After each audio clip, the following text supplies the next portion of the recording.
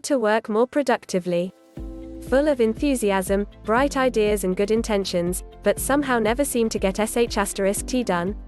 This guide will change your life, or your uni work, at least. Even if you go to every class and spend hours at the library each day, low productivity levels could render all that meaningless. Just being present, or blankly staring at a screen all day with the intention of working, doesn't qualify as getting work done. Nailing productivity is probably the most important skill you'll develop as a student, and we're confident that if you manage to take some of these tips on board, you'll see a massive improvement in how you perform, both at uni and outside of academia. Take some time to work out what helps to improve your productivity as a student, and you could even find yourself on track for a first-class degree. You can improve your uni work further by checking out our guide on how to take better lecture notes. 13 ways to become more productive in Nigeria.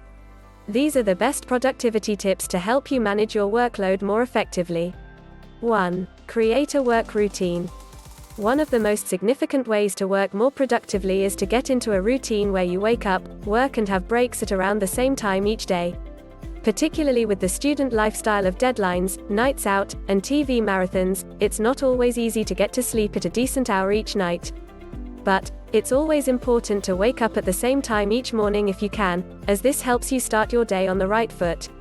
Getting up early might leave you feeling a bit groggy initially. Try Sleep Cycle if this is a problem for you, but you should find that it gets gradually easier to fall asleep at night when your body clock's adjusted to the new morning routine.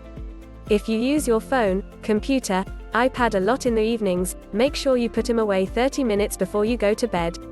The blue light from these devices tricks your brain into thinking it's still daytime, making it harder to fall asleep if you use them at night.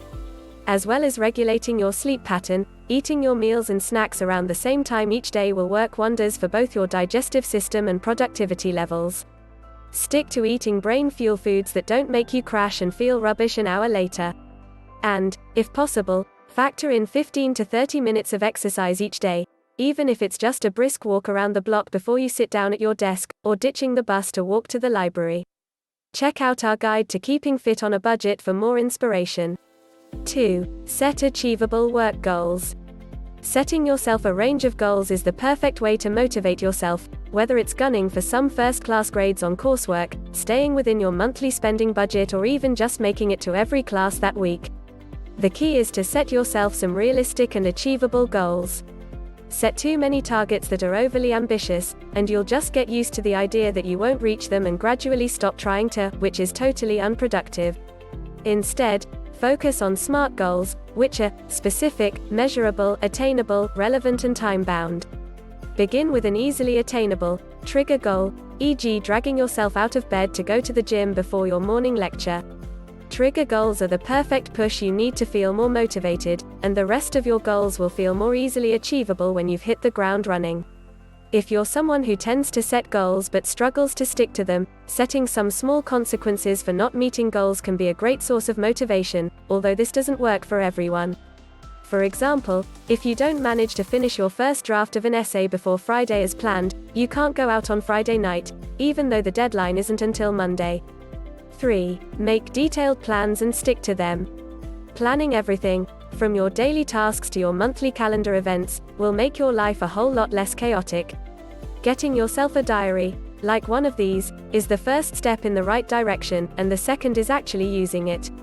Breaking down bigger tasks into bite-sized efforts and listing them in your diary each day will help you prioritize and avoid procrastination, e.g. Monday, essay research; Tuesday, essay plan and introduction; Wednesday, first draft completed, etc. This is another example of setting yourself achievable goals so that you get a sense of progress every day. It's great for your motivation to know that, as long as you follow your plan, you'll reach the bigger goal in X amount of time. Don't forget to include things like exercising and socializing into your weekly plan too. Without downtime, you'll see your motivation drop. 4. Choose where you work carefully. This might seem like a no-brainer, but carefully choosing where you work can make a big difference to how much you actually get done in a day. Distractions like loud music or overcrowding can really get in the way of your ability to focus. Likewise, heading to the library floor where you know lots of people is a no-no. If your friends are around, you'll have to rely on them being just as focused as you're planning to be. Otherwise, you could have people disturbing your workflow by asking questions, proposing breaks, or just generally pestering you. The solution? Find your quiet zone. Somewhere that faces a wall or a desk that has a surround is perfect, if a bit grim. We'd also recommend investing in some noise-cancelling headphones if you have the spare cash. These things are a godsend, particularly during busy and noisy exam periods. 5. Finish a task before starting something new. It can be really annoying to have small things on your mind that you know you need to do at some point, but haven't quite found the time to complete yet. But you have to work out your priorities and focus on getting important things finished before starting another time-consuming task. If there's a little job you need to do that's likely to take less than 2 or 3 minutes to complete, like sending a text, putting a wash on, or paying your rent, do it straight away. However, if it's likely to take any longer than a couple of minutes, pop it on a list. Making your way through these mini-tasks will contribute to the feeling that you're really getting stuff done. As you've probably guessed by now, the key to getting things done is writing lists, in your diary, on post-it notes, on your smartphone, whatever suits you best. 6. Read articles related to your studies. Feeling inspired is essential if you're looking to become more motivated. We'd recommend bookmarking a few key news sites that are relevant to your studies and spending 15 to 20 minutes reading before you start writing. Plus, set up some Google alerts for keywords in your area of interest, e.g., obesity in teenagers or social media mental health. Google will then send you email notifications every time something new is published on this topic, meaning you'll keep tabs on all the latest discussions. The tone and vocabulary used on news, academic sites will usually be of a really high standard, so getting into the habit of reading articles can improve your grammar and vocabulary. Use this as an opportunity to look out for the techniques writers use to keep things concise. This could help with your essay writing style when you've got a tight word limit. Reading some industry-relevant articles will also get your creative juices flowing and can inform your work. Think of it like going for a run. You'll never perform at your best if you don't do your warm-up stretches before heading out the door. Also, bookmark Aid the Student website and join our newsletter. 7. Tackle the hardest tasks first. This might sound like we're contradicting what we said in number 5, but hear us out. While it's helpful to do quick, easy tasks early, if you have time and they're important, it's counterproductive if you prioritize them over harder tasks which are actually pretty urgent. We all know the situation. You start off with a few of the less painful tasks on your to-do list in order to ease yourself into the day, promising yourself you'll start on the more difficult stuff later. But this process is a surefire guarantee that you'll have the mammoth task to deal with just before the deadline, or on a Friday when you're already starting to wind down. Tackling the toughest and least enjoyable tasks first will make your day so much easier, however painful it might seem at first. Once you get that huge initial obstacle out of the way, you'll be so much more pumped to whiz through the rest of your less painful tasks. 8. Work in time blocks. Working in small blocks can be a great way of increasing your productivity levels, as you can assign smaller bite-sized tasks to each block. This links back to the idea of setting yourself easily attainable goals. Rather than just telling yourself, I have the whole day to write this essay, you're saying, I have until 1 p.m. to have all my research finished and a plan written up, so I can start writing when I get back from lunch. Research has shown that we're way more productive when we assign ourselves less time to do the work, within reason. This is why some companies, and some countries, have introduced the 6-hour working day. They realize that employees are likely to work harder, be happier and use their time more wisely when they're working for shorter periods. Set yourself some time goals and it'll give you a healthy dose of self-assigned pressure to get as much done as you can before you have to stop, kind of like you'd have in an exam. 9. Listen to the right music while studying, or none at all. However you work, it's important to be honest with yourself regarding which sort of worker you are. You might want to listen to some tunes while you write an essay quickly, but if you know deep down that you work better without music, turn it off. But if you do find that music can help you work better, it's important to work out what sort of music works best for you. You might not be a fan of classical music, but listening to some Mozart whilst studying can get you in the zone. In fact, research has shown that Mozart has all the right components to improve mental performance, so much so that scientists call it the Mozart effect. Or, you may find that music with a strong beat will help you stay alert and motivated while you're working. Try different genres to see which one helps you concentrate on your work most effectively. Be wary of listening to music with lots of lyrics whilst writing. This can be quite distracting, as the next thing you know the lyrics might start worming their way into your "somebody once told me" writing. 10. Take screen breaks. Taking breaks doesn't mean switching from writing an essay to checking Facebook 20 times a day. By break, we really mean break. Pull yourself away from your computer and do something totally unrelated for a few minutes. Go for a walk, do some exercise, have a cup of tea and a chat with your flatmate, whatever it takes to help you switch off for a bit. You might think that working solidly for 5 hours is a great achievement, and to an extent, it kind of is, but remember that it's almost impossible to work to the best of your ability for that long, particularly if you make it a daily habit.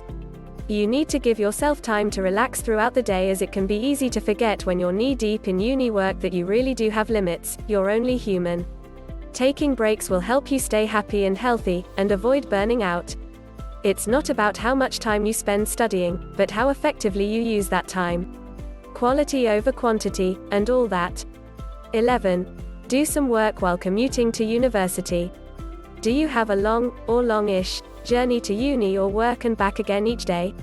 If so, you can still use this time productively, and it doesn't have to be considered a waste of your precious minutes. Your commute is the perfect time to think about ways to develop and improve the assignments you're currently working on. Stick some relaxing music on and have a muse over what you've learned or read about that day. If anything comes to mind, write it down. Taking notes on your phone using an app like Evernote is handy, as you can then sync it with your computer, meaning any notes you take on the go are transferred. This way, you won't be hit with the "what was that great idea I had on the bus again" moment when you next sit down to work. Or you can, of course, just use your commute as your downtime for the day. This in itself is productive too. 12. Back up your university work. You're probably sick of people telling you this, but unfortunately, this error is far too common to leave out of our list. Please don't wait until it's too late to take this point seriously. All of these productivity tips count for Sweet FA if you haven't backed anything up, and your computer dies along with your entire workload for the last 2 years. Why put yourself through it? We've been there, and it ain't pretty. Avoid ever having to go through the pain of losing your hard work by either getting yourself an external hard drive or getting into the habit of working on cloud-based office programs like Google Drive. 13. Avoid social media while studying. Although social media can be some students' way of winding down, it's worth being aware that it might not be the relaxation tool you think it is. Studies have suggested that social media actually does more harm than good during times of high stress for students, due to our tendency to compare ourselves with others. We worry we're not working hard enough or feel put out that we're not going out getting drunk on a Wednesday like our classmates seem to be. Seriously, how do they do it? Some students will go as far as temporarily disabling their Facebook during the exam period, but there are other less extreme options you can try. For example, simply disabling push notifications for things like Facebook and WhatsApp will do wonders for your concentration. Every time you get a message and look at your phone, you're pulled out of the zone and it takes a few seconds to get back into it. Think of all that time wasted when you're checking your phone every few minutes. You could also try productivity tools like Rescue Time app, which will show you how much time you're spending on distracting websites that aren't useful. Then use the Freedom app to temporarily disable websites that are getting in the way of your productivity. It's definitely worth bearing in mind that the way to make this guide work is to try everything out at least once, and figure out what works best for you. Everyone works differently, and whilst one tactic might make you batter away enthusiastically at your keyboard, another might result in you staring into space thinking about what to make for your dinner. Be honest with yourself about what's getting you the best results, and go with it. Good luck. Slightly smiling face.